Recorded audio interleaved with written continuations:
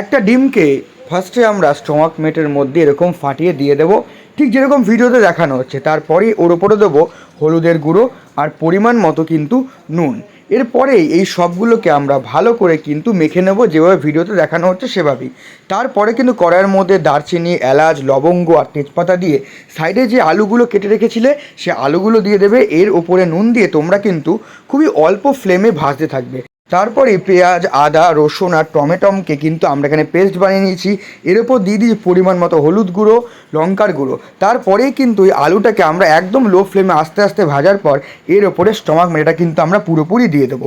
দিয়ে দেওয়ার পরে কিন্তু খুব আস্তে আস্তে আমরা কড়াইটা নাড়বো, খেয়াল রাখবো যাতে কড়াইটা উল্টে পড়ে না যায়।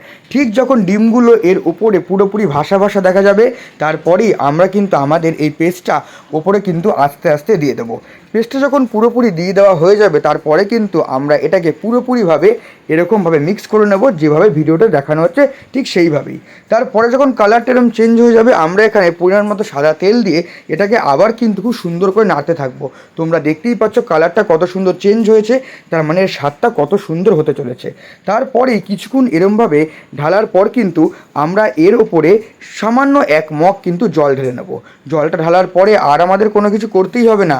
2-1 মিনিট ওয়েট করার পরে আমাদের এই রেসিপি তৈরি। এবার ভাত দিয়ে খাও বা রুটি দিয়ে খাও, সেটা তোমাদের ব্যাপার। টাটা।